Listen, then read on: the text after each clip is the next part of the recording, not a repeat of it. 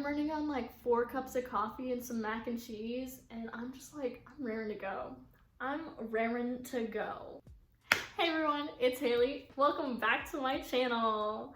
I am an absolute mess today. I am behind on schoolwork, and instead of actually doing my work, I thought I have to film a September wrap-up. So, you know, why not just do my September wrap-up now and then push off my schoolwork till later? Because I'm a procrastinator.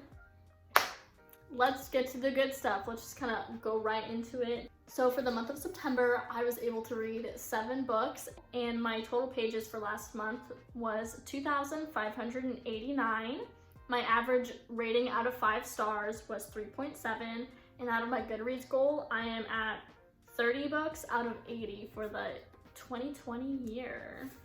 So that's kind of exciting. I'm very behind. Very behind, but that's besides the point. We're not gonna worry about it. All right, so let's get into the books I read. The first book I read was With the Fire on High by Elizabeth Acevedo, and I read this for class. If you watched my class book haul, this was one of them. And I unfortunately gave this like a 3 out of 5 stars. I think I ended up going back and giving it 2 stars. So it's about a girl named Emily. She's a senior in high school, and she has a 2-year-old daughter, and she's just trying to like figure out what she wants to do for college. And she really likes to cook, and it's just like a book about discovering yourself kind of later in life when you think that you have your future already set out for you, if that makes sense. And so I generally liked the idea of this book. I liked how it covered teen pregnancy. I really liked how Emily was half Black and half Puerto Rican, and we got that kind of side, how she was also kind of struggling with her identity and like the hardships that people of color have. So for me, as like, you know, a white person, I definitely know I'm privileged. So I really liked learning about that and how like other people act towards, you know, single mothers and like women of color mothers. So like that was really nice. However, the writing was just kind of really bad. Like it was too simple. It just didn't flow very well for me. Like it was bland. The writing itself was just bland. I thought that the ending wrapped up too good. Like she was mostly given everything she kind of wanted at the end. So there was no big climax for her to climb over, and I get maybe the climax that she had to like push through was being a single mother, but I don't know, just thinking about it, like I have a lot of sticky notes for it. It was just like not the best. I liked the idea, but I think the overall execution was just not the best. So that was The Fire on High. Okay, the next book I read was We Were Liars by E. Lockhart. And it's about this girl, her name's Cadence, and she goes to a family island for the summer, and she has a accident when she was 15, I believe, where she doesn't remember the accident. She hasn't gone back to her family island in 2 years, so she decides to go back, kind of figure out what happened during her accident. And then while she's also hanging out with her cousins over the summer until she has to leave for Australia. So she has like 4 weeks to figure out what happened. And this book, I gave it a 4 out of 5 stars. I did not expect this book to be what this book actually was. The twist at the end really got me, but there was a moment in the end where it kind of detached me from the story when I was like, that's a little weird, so that's why I gave it 4 stars. But overall, I think this was such a good family drama instead of a mystery book, and I'm not normally into mysteries or family drama, so like this was a really good book. I highly recommend it if you're into mysteries and like big plot twists that you don't see coming, because I did not see this one coming. So the next one I read is Laura Dean Keeps Breaking Up With Me, and this is about a girl named Freddie and her girlfriend Laura Dean, who keeps breaking up with her. So this graphic novel covers like toxic relationships in high school, and I really loved this novel so much. The art in this was so pretty. Like it has like pink hues with like the style, and it's very beautiful. I really freaking liked it. I gave it 4 out of 5 stars, and I just thought the overall lesson of this book, where not everything revolves around you in high school, there's more to it, and like you have to be a good friend while you're in a relationship. And I think watching Freddie figure out that her friends do matter and that she should be a good friend while she's in a relationship, even if that relationship is messy, is like unfair to her friends. But this was just a very, very good graphic novel. This one I had to read for class as well, but honestly, I would have read this even if I didn't have to read it for class, if that makes sense. So, highly recommend. And then the next 3 books that I read were technically audiobooks. I received them for free through Libro FM because I'm a bookseller. So the first one I listened to was Swimming Lessons by Lily Reinhart, and this is Betty Cooper from Riverdale.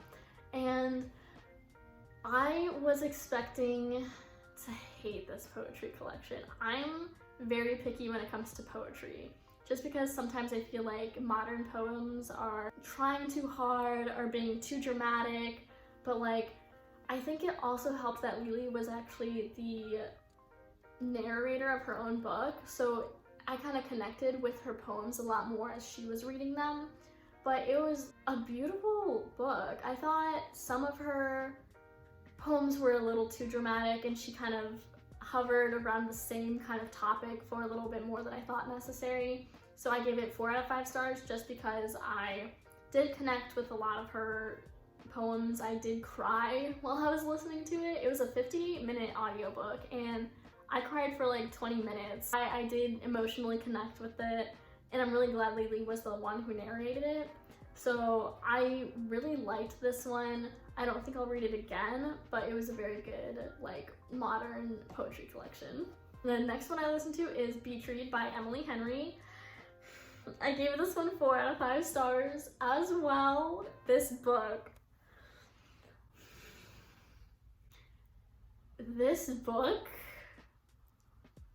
made me believe in love again. I normally don't really listen to or read fiction romance, so this was like a really fun experience for me, and reading about characters that are a lot older than I am definitely made it so much more hopeful for the future in terms of relationships, because my relationships have been kind of rocky in the past, but that's okay, that's life.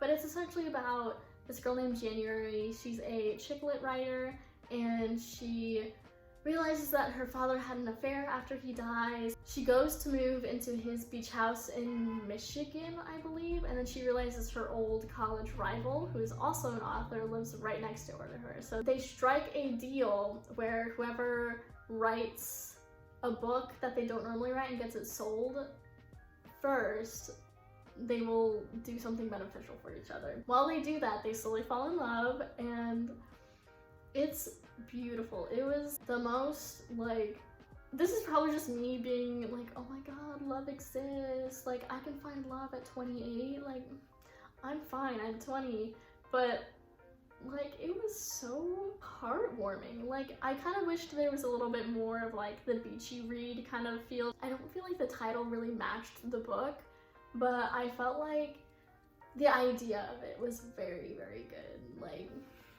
I just really, really liked it. I liked January as a character. She was definitely very relatable as like an inspiring author myself, and Augustus Everett has my heart. I just want a really tall, hot, brooding man, please. But yeah, I gave Beach Read 4 out of 5 stars. It was very good, a very fun summer read. So I feel like next summer I'm definitely gonna like listen to it again when it's warm outside, just because it's like a really fun, it's a very heartwarming kind of novel. So I really, really liked that. So the next book I listened to is The Regrets by Amy Bonifaz. This is about a guy who dies, but there's something wrong with his application for death or something like that. So he has to get sent back to Earth for 30 days. No. So he has to get sent back to Earth for 90 days while they process his paperwork. It's kind of like a funny idea of like business in the afterworld. And so he gets sent back to Earth for 90 days while they process his paperwork. And he ends up falling for this mortal girl, and before his 90 days are up, they have like this sort of relationship going on, and I liked the idea of this book before I went in. I thought it was kind of a cool, like, ooh, supernatural, kind of saucy kind of book. Like, I thought it was gonna be a very smutty, supernatural kind of book, and it was not that good. Like, the general idea got me hooked, and I was super excited about it, but the writing was just really bad. It was just like, the author just went on and on about stuff that didn't really even matter, so I was just really confused. I thought the characters were just really, really annoying. I found Thomas to be too much of like a goody two-shoes, like too much of a Mary Sue character, and then I thought Rachel, the love interest, was really just weird. You don't need to have a character to be that weird to fall in love with a ghost. Like, it's not weird. Like, she was just so weird. I liked that she worked in the library though, but it's like, she turned this relationship kind of toxic, and I didn't like that because she made Rachel not even talk to any of her friends. It wasn't even a good smutty book. Like, the sex scenes that were in the book were just so bad. Like, I was just kind of hoping that, okay, maybe the general plot of this book would be okay, but the, like, sexual part of the book would kind of be its redeeming factor, because, you know, like, who doesn't want good smut in their adult fiction books, right? It wasn't good, the writing was just not good, the characters were not good. I liked the idea, but overall it just didn't, it kind of fell flat for me, so I just gave it 2 out of 5 stars. Then the last book I read was 5 out of 5 stars, and it was A Kingdom of Flesh and Fire by Jennifer L. Armentrout, and this is the sequel to From Blood and Ash. It's about this girl named Poppy. She's the maiden of this country called Solis, and essentially she helps these people empowered called the Ascended. She helps other people ascend, and in the first book she kind of gets taken away, and this is the sequel to it, and it's just such a great book. It's so well written. JLA's prose is absolutely stunning, and like, her world building is so good. I loved how this book had a map in it, and I just loved reading about the history of this world, like with their old gods, and how Ascended became Ascended, and how the Atlanteans became Atlantia and stuff. I don't even know how to explain it, but it was just so good. The spice, this book was hot.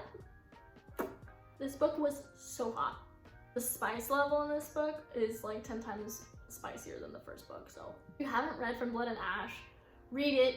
I just found out today that the 3rd book comes out in April, and my birthday is in April, so it's gonna be like a fun birthday present for me once the 3rd book comes out, so I'm really excited.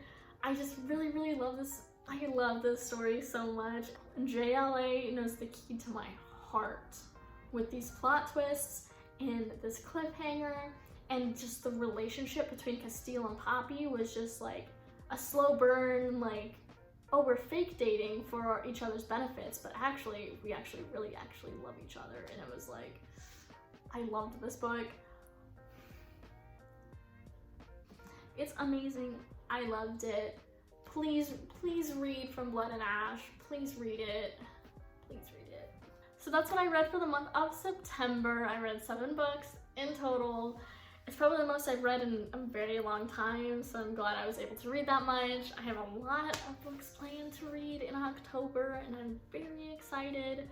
I don't have an outro at all. I'm just winging all of this. You know, I should like write scripts for my videos, but I think it's more fun to just kind of like wing it as you go, because then it's like actually like you talking to people and not just like following a script, you know? Like, but anyway, I don't have an outro. Just make sure to like, subscribe, and comment, and I'll see you guys in the next video.